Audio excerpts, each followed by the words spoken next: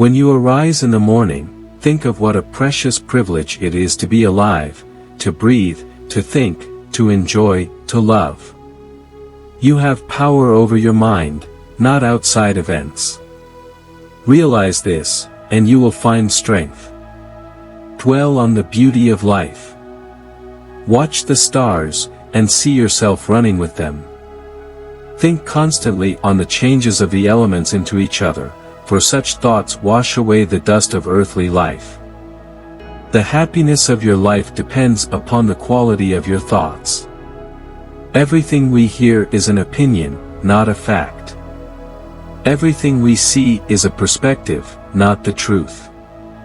Waste no more time arguing about what a good man should be.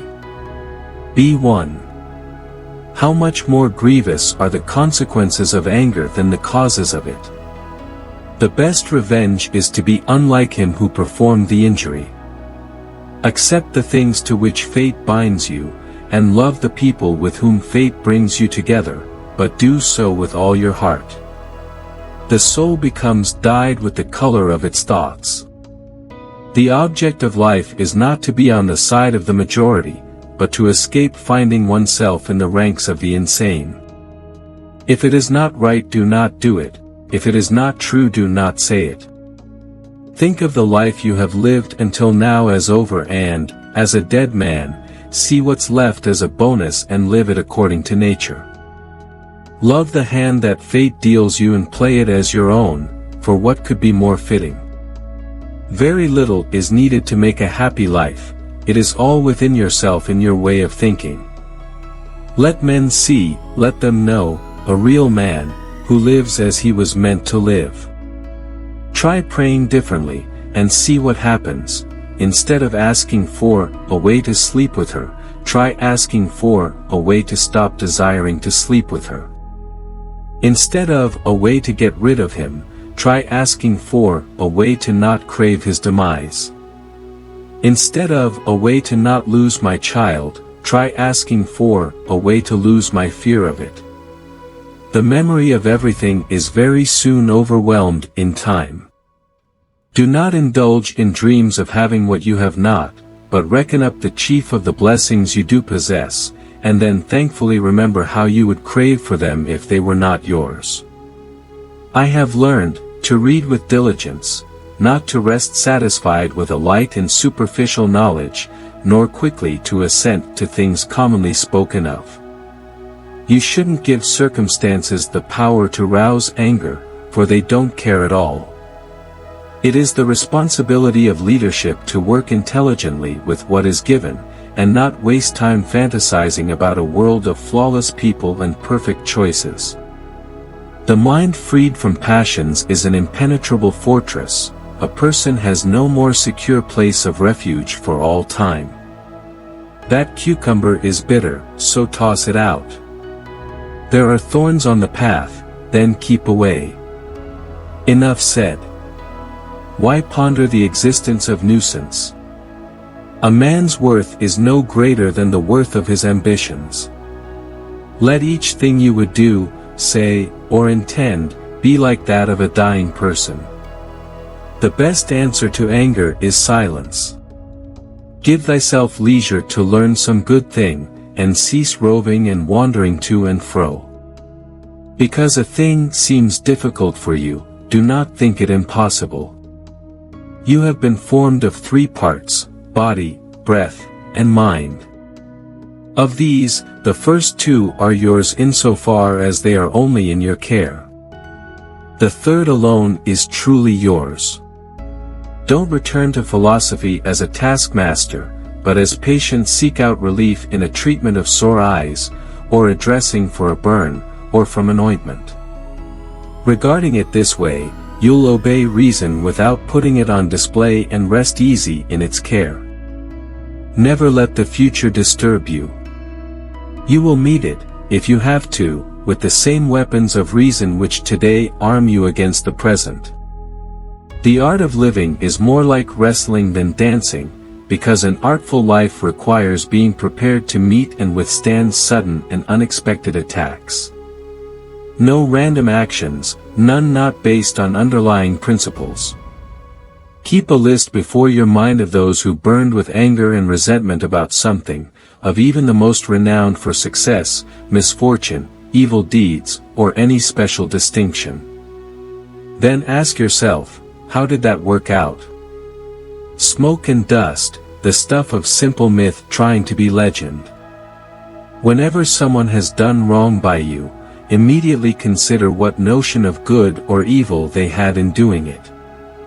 For when you see that, you'll feel compassion, instead of astonishment or rage. Choose not to be harmed, and you won't feel harmed. Don't feel harmed, and you haven't been. Stay calm and serene regardless of what life throws at you. Kindness is invincible, but only when it's sincere, with no hypocrisy or faking. For what can even the most malicious person do if you keep showing kindness and, if given a chance, you gently point out where they went wrong, right as they are trying to harm you? How much time he gains who does not look to see what his neighbor says or does or thinks, but only at what he does himself, to make it just and holy. If someone is able to show me that what I think or do is not right, I will happily change, for I seek the truth, by which no one was ever truly harmed. It is the person who continues in his self-deception and ignorance who is harmed.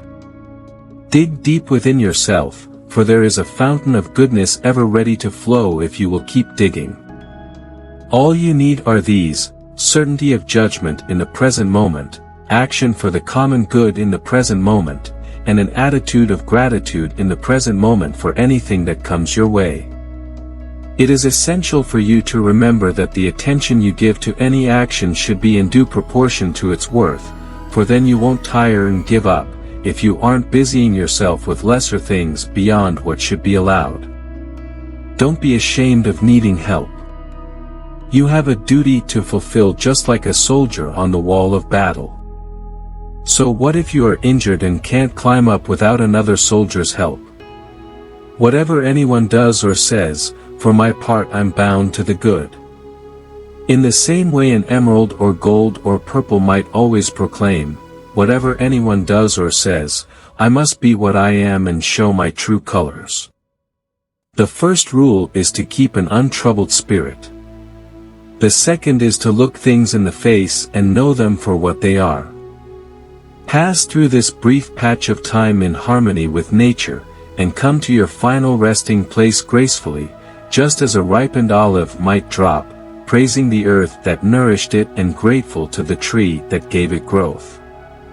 I learned to read carefully and not be satisfied with a rough understanding of the whole, and not to agree too quickly with those who have a lot to say about something. Life is short, the fruit of this life is a good character and acts for the common good. Wherever a person can live, there one can also live well. That which isn't good for the hive, isn't good for the bee. Accept the things to which fate binds you, and love the people with whom fate brings you together, but do so with all your heart. Here is a rule to remember in future, when anything tempts you to feel bitter, not, this is misfortune, but, to bear this worthily is good fortune. Live out your life in truth and justice, tolerant of those who are neither true nor just. We live only now. Everything else is either past or is unknown. To love only what happens, what was destined. No greater harmony. Do not act as if you were going to live 10,000 years. Death hangs over you. While you live, while it is in your power, be good. It is not death that a man should fear, but he should fear never beginning to live. What we do now echoes in eternity. Understand at last that you have something in you more powerful and divine than what causes the bodily passions and pulls you like a mere puppet. What thoughts now occupy my mind? Is it not fear, suspicion, desire, or something like that? It isn't manly to be enraged. Rather, gentleness and civility are more human, and therefore manlier. The nearer a man comes to a calm mind, the closer he is to strength. Look well into thyself, there is a source of strength which will always spring up if thou wilt always look. This is the mark of perfection of character, to spend each day as if it were your last, without frenzy, laziness, or any pretending. Every living organism is fulfilled and it follows the right path for its own nature. The universe is transformation, our life is what our thoughts make it. Begin each day by telling yourself, today I shall be meeting with interference, ingratitude, insolence, disloyalty, ill will, and selfishness, all of them due to the offender's ignorance of what is good or evil. For it is in your power to retire into yourself whenever you choose. Your days are numbered. Use them to throw open the windows of your soul to the sun.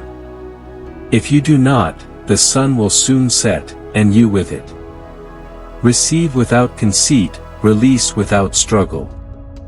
You always own the option of having no opinion. There is never any need to get worked up or to trouble your soul about things you can't control. These things are not asking to be judged by you. Leave them alone. There is no nature which is inferior to art, for the arts imitate the nature of things. Frightened of change? But what can exist without it? What's closer to nature's heart? Can you take a hot bath and leave the firewood as it was? Eat food without transforming it? Can any vital process take place without something being changed? Can't you see? It's just the same with you, and just as vital to nature. Often injustice lies in what you aren't doing, not only in what you are doing. Whenever you are about to find fault with someone, ask yourself the following question: what fault of mine most nearly resembles the one I am about to criticize?